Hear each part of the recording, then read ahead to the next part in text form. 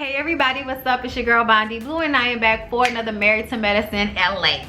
All right, y'all. So we all know Contessa and Dr. Imani and Dr. Britton all came down to New Orleans for Xavier's homecoming parade, and they spoke on a panel.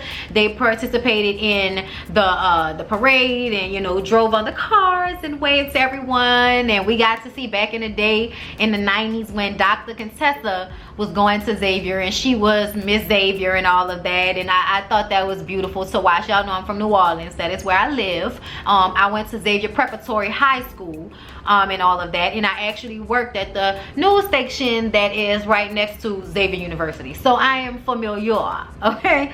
And I thought this was great to watch, you know, educated black women going back to the community, giving back to the school, and you know, all of that. I love it. This whole trip, Dr. Imani has been talking to Britton and Contessa about the issues with she and her husband Phil. Y'all know Phil is out of town working on his weed business, but I think that Dr. Imani has gotten used to playing it cool in her relationship, meaning I miss my husband but I can't say anything. I can't act like, you know, I really want him to come home. And when you get used to doing that and your husband gets used to you not really caring whether he's around or not, I feel like that really puts a strain on your relationship.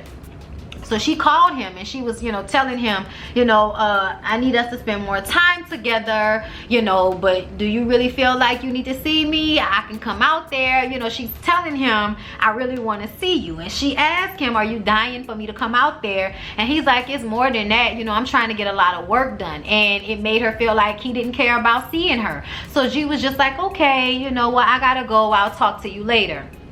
And let me just say this, as I've gotten older, there is something that I didn't pay attention to that I'm starting to value more in my relationship. And that is, I need to feel like you want and need me around. I need to feel like you are missing me sexually. Like I need to feel like you are passionate for me. I don't want to be in a relationship with somebody if I feel like they don't care or not whether they're around me. You know what I'm saying? So to watch that, I'm like, I don't know if their relationship is going to withstand all of this, because I don't know if either one of them is going to be the type of personality to say, hey, I need you to be here, I need to be around you. You know what I'm saying? I don't know if either one of them are going to take the step to do that. But them talking about how their relationship has never been all that sexual, all of that makes it look bad for Dr. Imani and Phil. So they had that parade, and we see Dr. Contessa ran into her ex-boyfriend, who she refers to, you know, they were like Jay-Z and Beyonce. I'm like, I wish y'all would stop using them people as an example. Unless y'all got married, had kids, and had a career in which y'all work together, y'all are not Jay-Z and Beyonce. Stop using them people as an example. Use Mary J and KC. You know, two people that was all passionate and it was toxic, and then they broke up, but they never got married. Use them. Stop using married people as your example for your college relationship. I was just like, wait, just make me cringe when they do that. But after they finished talking about it, and we just got to see this side of Imani where, you know, she puts on a mask, you know, and she wrote a book about her mental health struggle. And one of the things she talked about was her ability to make people think that nothing was wrong because she can just busy herself instead of, you know, dealing with her emotions, which is really unfortunate, because I feel like with men, they need to feel needed. Even when you think they don't, they need to feel needed. And when you make them feel like you don't need them, they will move on. They will move on, okay? And I feel like that is what's going on right now with Phil and Imani. But she talks about how she used to be so depressed that, you know, she turned around days later and realized that she hadn't eaten anything, and now she lost 10 pounds. And she's already very skinny, so that's not good, you know. She's also an introvert, you know. Imani got a lot of shit with her. So I don't know how their marriage is going to progress after all of this, but it just doesn't look good based on everything we're seeing about Imani as a person and about their relationship. So y'all, we saw Jasmine and Kendra working out together. Jasmine's trying to get Kendra to run with her. Y'all, Jasmine is obsessed with her weight, and I don't think it's healthy. Like, for her to check her blood pressure constantly to make sure she's still in fat burning territory, I feel like that's when you care about your looks more than you care about the experience of your life. And I'm not a fan of people who are like that. I don't want to hang with somebody that's gonna remind me, even though we're both skinny, that the ice cream that I'm eating is too much. Okay, y'all, did y'all see her pull out these little sample size cups for the gelato? Bitch, it's gelato. It's not even as fattening as real ice cream, and you're still only going to eat a sample size that you brought in your purse. And after you eat the sample size, you're going to check your blood pressure for the 3rd time today. Something is wrong with Jasmine, okay? I don't care what anybody says. Like, sometimes I like her, and other times I feel like, wow, you are so superficial. I don't know how anybody could be friends with you. Like, it would annoy me for some, because when people are that conscious of their own body, it makes you feel uncomfortable, because it's like, bitch, I don't care that much, and you care entirely too much. It's not about health. It's about you having abs, which is ridiculous. She this thin, y'all. I can't with her. But she's trying to help Kendra lose weight, and I'm like, Kendra, you need to do this on your own. You don't need Jasmine's help for this. But when they go to this little workout class together and they're flipping over and stuff, Kendra was like, oh no, I'm not doing that. I'm like, girl, really? She's such a prude. Such a prude. And then we see Leah, you guys. Leah brings her 14, 15-year-old daughter to see Dr. Kendra, because y'all know Kendra's a gynecologist. And the reason why she's going to this doctor's appointment is by Kendra's suggestion, because y'all, I don't understand Leah. Leah opened up her mouth and said that my daughter doesn't need to go to a gynecologist because she's not having sex. And I said, what? So you mean to tell me that you think the only way somebody could have issues with their vagina is if they're sexually active? Y'all, what's wrong with Leah? Y'all had to call my mama. I said, Ma, I know that I went to the gynecologist when I was in high school. She was like, you got checked out by your doctor your entire life until your doctor said it was time for you to get a gynecologist, and then you got a gynecologist, and you didn't go all the time. It wasn't about birth control or sex. It was about making sure that everything was working fine down there as you were getting older. And I'm like, right? I thought I was losing my mind. I said, what the hell is wrong with her? And it's because she had a baby young. When you come from religious families, I feel like they make you feel like everything is sexual about your body, especially when you're a girl. And you should be ashamed of that and stay away from sex. And then they don't teach you what to do when your hormones get the best of you, which is a disservice, because then you turn out and get pregnant straight out of high school because nobody explained to you that all you had to do was masturbate and calm your ass down, okay? So yeah.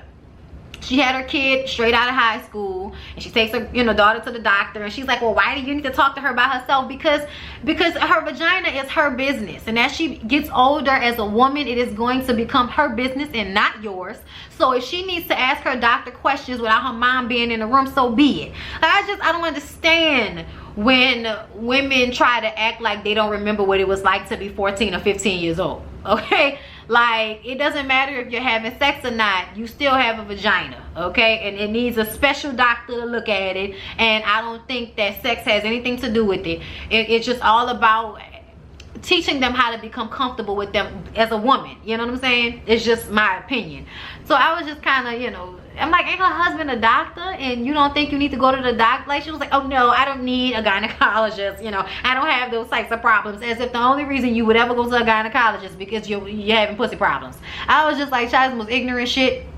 But I'm glad Kendra was there to help some of y'all understand that your daughter going to a gynecologist has nothing to do with her having sex. She has a vagina, she needs a doctor, okay? That's just how this goes. Then we see Shanique give her little presentation to Teeny Tiny Robert. Shout out to Roxanne. And he actually was like, the only reason I made her do all of this is because I wanted her to be sure that this is something she actually wanted to do. And now that she's done it, I'm proud of her. I'm ready to do whatever she wants to do, to make this work for herself. And it's really because he knows his wife, and he knows that she can be, kind of blonde, for lack of a better word. And I think he wanted to make sure she was serious. And once he saw how serious she was, he was more than, you know, ready to help her in any way to make her dream come true, the same way she did for him. So I was like, well, all right, teeny tiny Robert, we're happy, because at first we thought you were about to be an asshole about this, because he was being an asshole, but he was doing it for a reason, and I understand that. And I'm also glad that Shanique has Jasmine as a friend, somebody that's going to, you know, help you understand that you need to pick it up, because if it wasn't for Jasmine, I don't think she would have taken this as seriously. Jasmine let her know, you need to be serious about this, and you need to be prepared that he may not give you his support, and you may need to show him first before he supports you.